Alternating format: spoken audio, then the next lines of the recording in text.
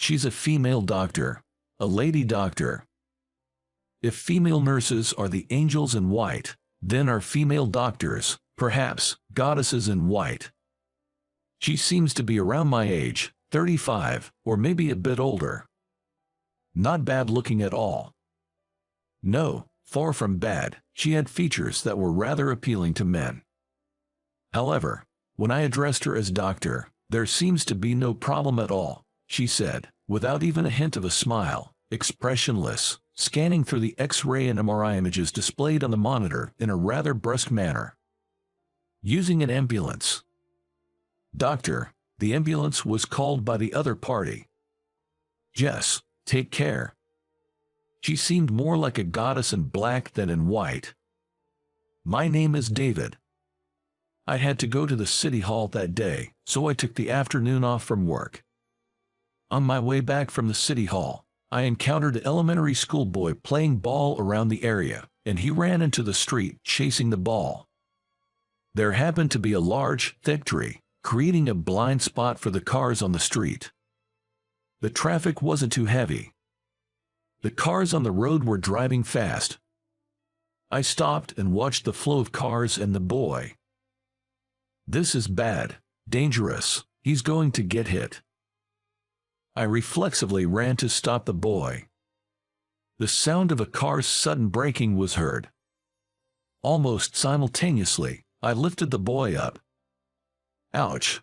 The hood of the abruptly stopped car hit around my waist. The man driving the car rushed to me in panic. I said I was fine as it was just a slight hit, but the man, completely flustered, called an ambulance.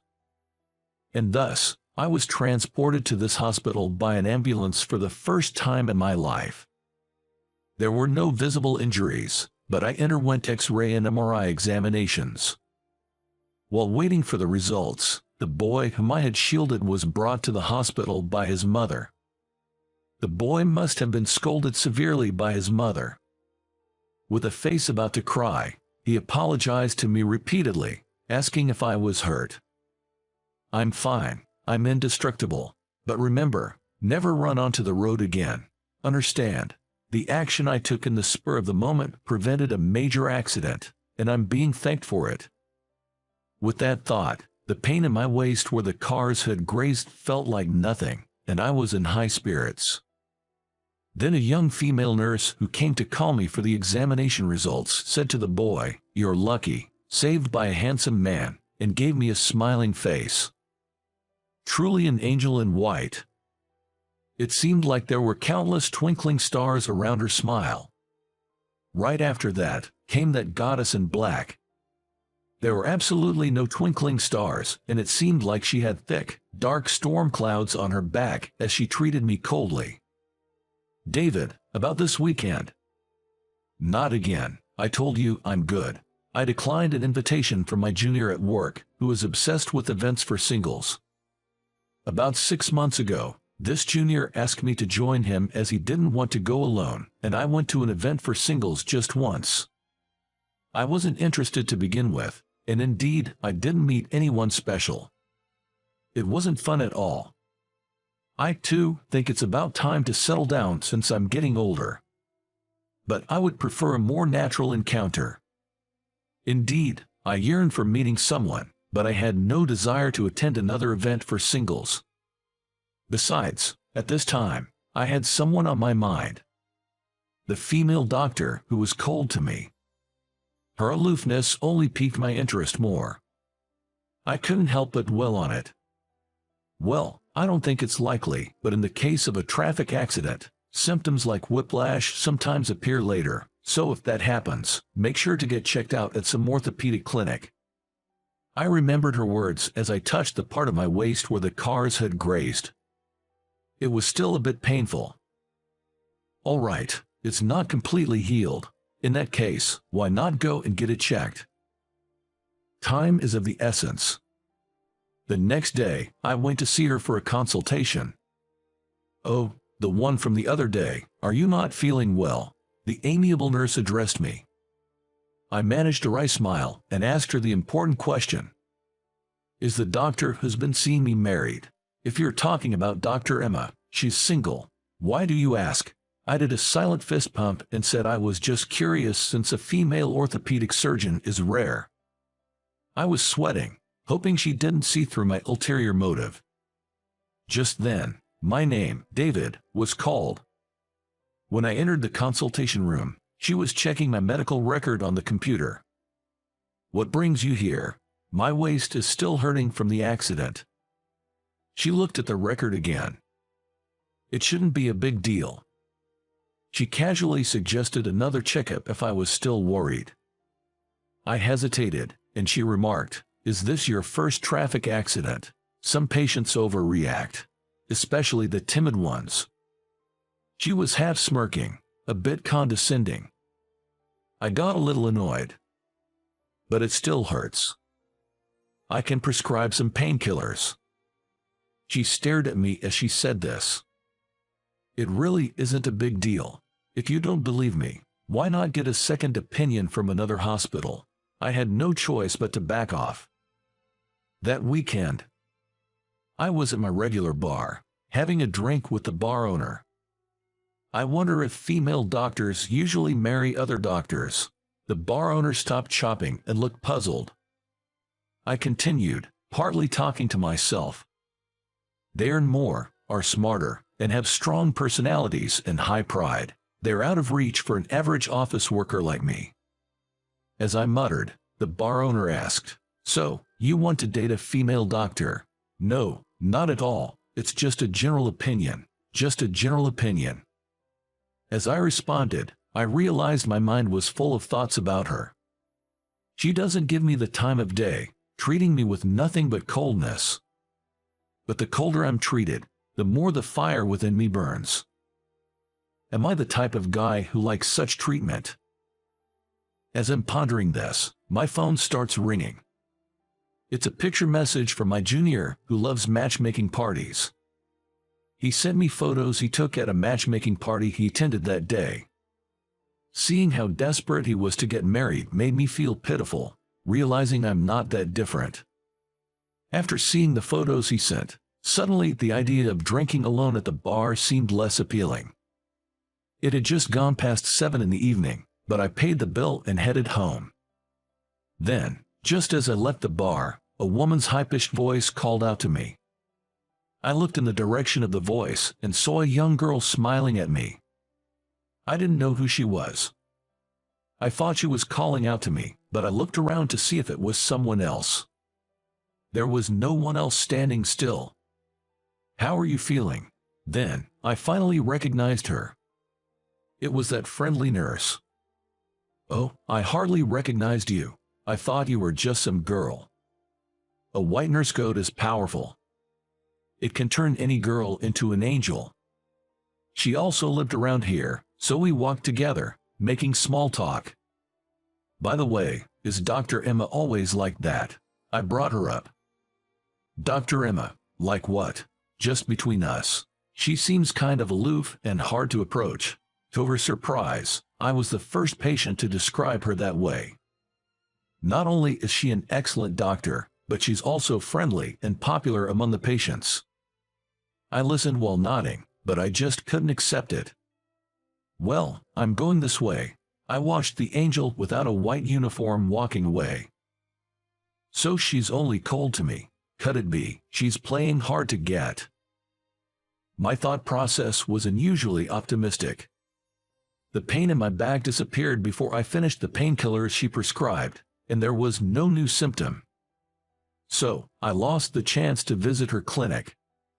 However, I noticed the chain on my seldom-used bike, parked at the apartment complex, had wristed. I decided to ride it for a test and pedaled for the first time in a while. The chain made some noise, but there were no serious issues. The bigger problem was the flat tires. And the brakes wasn't working well, so I decided to take it to a bike shop. I rode the bike. I reached an intersection. The light was changing from green to yellow. The bike shop was just across the intersection. I was too lazy to stop, so I pedaled into the intersection. And I collided with a turning vehicle perfectly. Thanks to the other car's abrupt braking, it didn't end up in a major incident. I scraped my arm when I fell, but it was just a minor bleed. The leg I band wasn't in much pain either. The female driver who got out of the car went pale and offered to call an ambulance. But I was the one who rode recklessly, and it's just a scrape, so I refused. Afterward, we called the police and dealt with the accident. I didn't get home until the evening. I shouldn't have been riding a bicycle. I should have left the rusty chain as it was. Regret was all that came to my mind. Maybe because of that, I had no appetite and felt down. My mind was foggy, probably exhausted from the police inquiry and stuff. The leg that got hit started throbbing in pain. So, I decided to go to bed early and promptly got in bed. The next morning, I woke up when a sharp pain ran through my leg as I rolled over. I felt nauseous and out of sorts. The symptoms, like whiplash, might appear later in case of a traffic accident. Her voice echoed in my mind. Is this it? Is this what she meant? I have no choice but to go to the hospital. So, I called in sick to work and went to her clinic. How can I help you today? When I staggered into the consultation room, she, who was looking at her computer, hurriedly stood up and supported me. Then, she gently led me to the examination bed. I was riding a bicycle yesterday and got hit by a car. I explained the situation and how the pain in my leg worsened this morning and that I felt nauseous. Let's get you tested right away. Her voice was filled with a kindness that wrapped around one's heart, unlike any I had heard before. Her usual cold demeanor had done a complete 180. Could it be that I'm seriously injured, need major surgery, or have after effects? On her advice, I was admitted to the hospital immediately. I asked my colleague, who loved events for singles, to bring the minimum necessary belongings from my home. Then, she appeared in the hospital room to inform me of the X-ray and MRI results. I had a mild concussion and bruises all over. The concussion is very mild. A neurosurgeon has confirmed there's nothing to worry about. There were bruises other than on your leg, but there's no abnormality in any bones. You're lucky. All my worries about surgery and after effects were unfounded. With this in mind, I asked, "Really?" Then she said, "Really?" and gave me a kind smile. Seeing her face, my heart rate soared. She was most concerned about the severely bruised and swollen right leg. If the pain is too much and walking alone is difficult, she suggested staying in the hospital for about a week to observe the progress. Of course, I followed her advice. Is the female doctor who just left your assigned doctor, David? When she left the hospital room, my company's junior asked.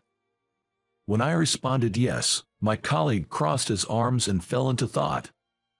When I asked what's wrong, he said, "I feel like I've met her somewhere before." My injury was healing well, and I was told I could be discharged as planned. There was no need for any special rehab, but I had to visit the hospital once a month for the time being. On the day of discharge, while I was packing my belongings in my room, she came to see me. "You're being discharged today. Congratulations. Thank you for everything." As I bowed my head, she, seeming a bit shy, greeted me with a subtle smile. I was deeply moved by this, and I couldn't help but blurt out. Actually, at first, I thought this wasn't going to work. "What do you mean by not going to work?" "What wasn't going to work?" She looked at me with surprise. "I mean, the compatibility with you. Why did you think we wouldn't get along? Can you tell me why?" I talked while scratching my head, feeling awkward. When I was first brought in by the ambulance, her attitude seemed cold. According to a female nurse I talked to later, apparently, I was one of the very few people she treated like that. "I see." She stopped mid-sentence and looked around the room. Then, leaning close to my ear, she whispered softly, "I have a break coming up soon, so once you're ready, Maybe we could meet in the courtyard. Well, okay. I looked at her suspiciously, and she implied she had something to say that she didn't want the other patients to hear. So, it's not good here. Let's continue our talk there, okay? What is this conversation going to be about? Hope and anxiety were swirling inside me. After completing the discharge procedures, I went to the courtyard where she was waiting during her break. As I approached her on the bench, she opened her mouth with a bitter smile. I'm the one who's not good. Mixing personal feelings when examining patients. Personal feelings. When I asked back, she nodded and explained. Even though I had gotten into a car accident protecting a child and was injured, I joked about being indestructible because I had only minor injuries, and that had angered her. Hearing this, I felt like I understood. Doctors are dealing with patients brought in by ambulances with all they have. Her being angry at me for being lighthearted was just the other side of that. I reflected on my behavior. I felt bad and remained silent. Then, she suddenly changed her tone and said jokingly, mocking herself, "And this is a bit embarrassing, but when you kept calling me doctor, I realized. Realized what? Don't you remember that matchmaking party?" My mind was filled with question marks. The only matchmaking party I remember was the one I attended about 6 months ago as a favor to my junior. During the talk time, it was customary for both men and women to ask each other, "What do you do?" I plainly said, "I'm a doctor." Then, I got some weird looks. Jokingly, people started saying things like, "I've been having some pain here," or suddenly started calling me doctor. Hearing this, I remembered. At that matchmaking party back then, I was told by my junior that there was a female doctor, and for fun, I kept calling her doc and teased her quite a bit. That time, "Oh, was it you, Dr. Emma?" When I asked, she nodded. Her makeup and vibe were totally different, and I hadn't realized it until that moment. Or maybe, just like the angels in white coats, I thought it might be the magic of the white coat. She remembered the humiliation from that party and acted cold towards me.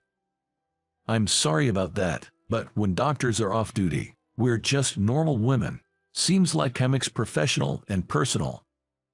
Since then, I meet her once a month for consultations. At the same time, I meet her 2 or 3 times a week, seeing her as just a woman. Outside the hospital. Just the other day, I took her to my regular bar for the first time. The bar owner whispered in my ear, asking what her job was. When I replied she was a doctor, he nodded several times. What happened?" she asked me, looking puzzled. So, I explained. I had previously discussed with the bar owner whether a doctor would marry another doctor or wouldn't consider a regular guy like me. She chuckled. I asked her, "As a matter of fact, what do you think? It depends on the individual, doesn't it? Some doctors marry other doctors, and some don't. It seems there are people who are set on marrying doctors, but it isn't necessarily the case. Do you mind not marrying a doctor? I don't worry about the job. I don't have to marry a doctor. If I did, I wouldn't be here with you." Does that mean? I couldn't help but look at her. She, with an innocent face, picked up the menu. I was foolish to think aiming for a female doctor was aiming too high. Having high aspirations in love is what brought her and me together. And it's what will keep her and me together moving forward. How was the story today? Pressing the subscribe and like button will encourage more productions. Looking forward to your comments. See you in the next